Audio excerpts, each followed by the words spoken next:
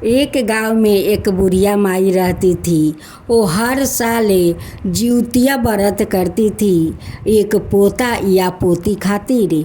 वो हर साल श्रद्धे भक्ति से जीउत वाहन को पूजा करती है।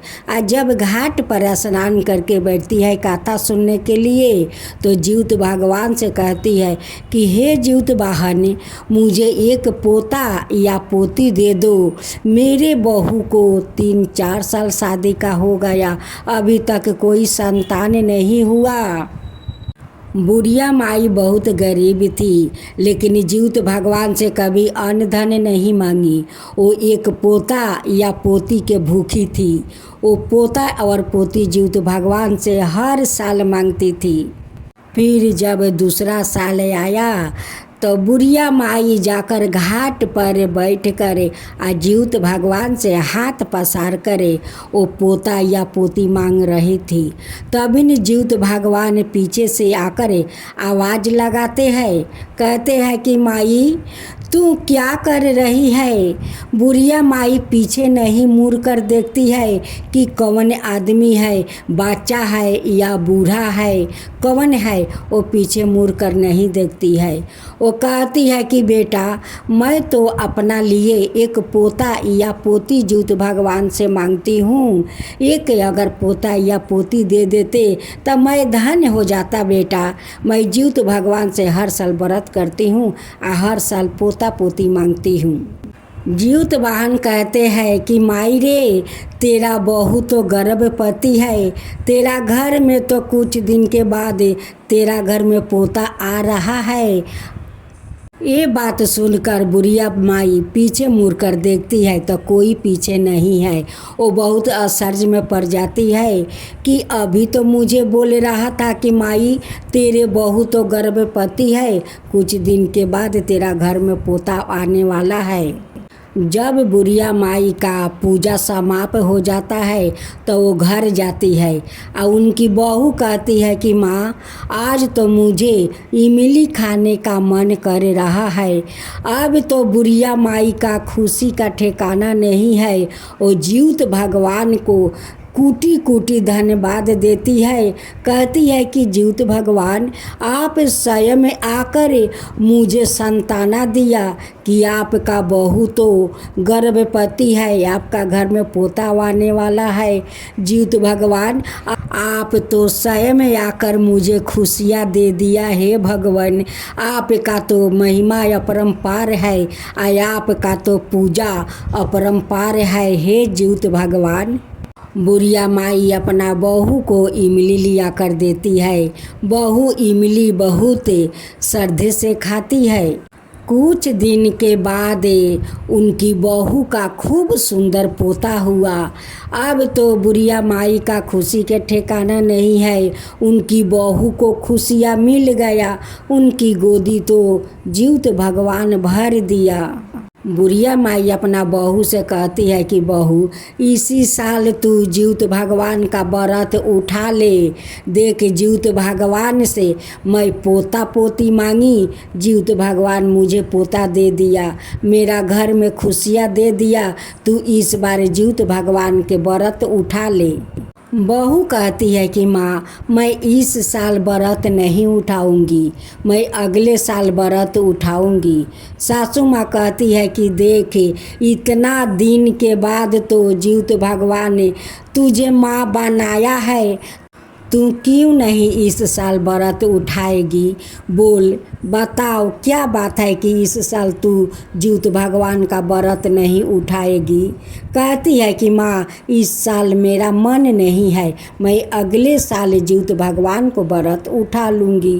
फिर देखते देखते फिर दूसरा जीउत व्रत आ गया। फिर उनकी सासू माँ कहती है कि बहू, इस बार तो तू व्रत उठा ले, आगे बार नहीं उठाई, इस बार तो उठा ले।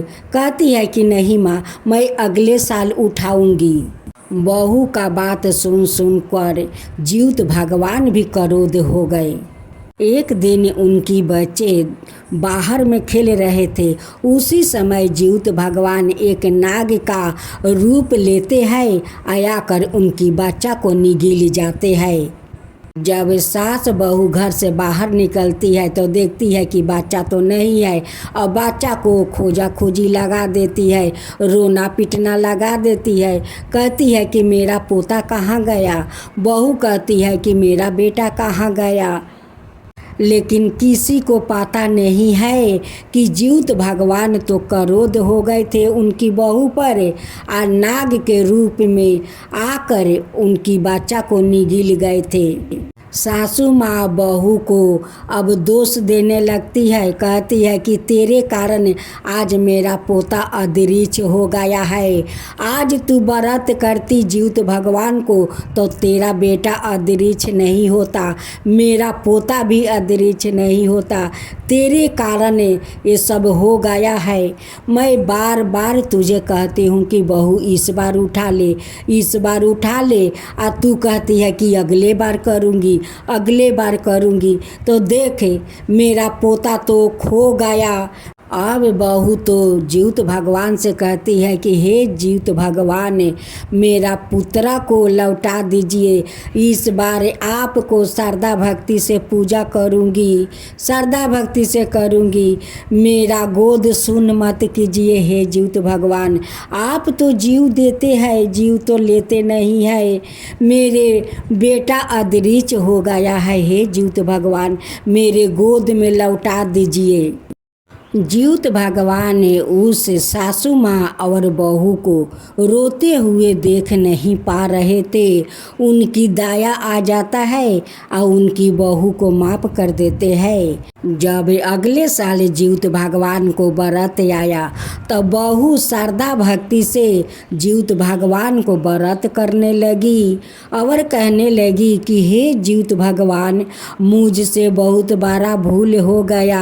आपका दिया हुआ तो मेरा ये संतान है, और मैं आपको बार बार व्रत को इनकार कर रही थी। अब मैं नहीं करूँगी। मेरे सासू माँ मुझे कितना बुझाती है कि बहू इस बार उठा लो, इस बार उठा लो। मैं नहीं उठाई, मैं अपना सासू माँ के बात नहीं सुनी, लेकिन इस बार सुनूंगी। जीवित भगवान फिर अजगर के रूप में आते हैं और उनकी बेटा को उगिल देते हैं। सासू माँ कहती है कि धन्य है हे जीवित भगवान, आप मेरे पोता को रक्षा किया, अपना अंदर रखा, मेरा पोता को नुकसान नहीं हुआ। हे जीवित भगवान, इसलिए तो आपका नाम जीवित वाहन है, और सबको जीव देते हैं, जीव लेते नहीं है। आपका तो महिमा अपरंपार है, आपका पूजा महिमा अपरंपार है। आप मेरा पोता को लौटा दिया, अब मेरी बहू कभी इनकार नहीं करेगी। अब आपका श्रद्धा भक्ति से हर साल जीवित व्रत करेगी अपना संतान के लिए। हे जीवित भगवान, मैं भी आपका व्रत करूँगी। जैसे आप उस बुढ़िया माई का पोता को लौटा दिया, वैसा ही सब को लौटाना, सब बच्चों को रक्षा करना, सभी को इच्छा पूरा करना। हे जीवित भगवान, सभी को रक्षा करना। जय जीवित भगवान, जय जीवित भगवान।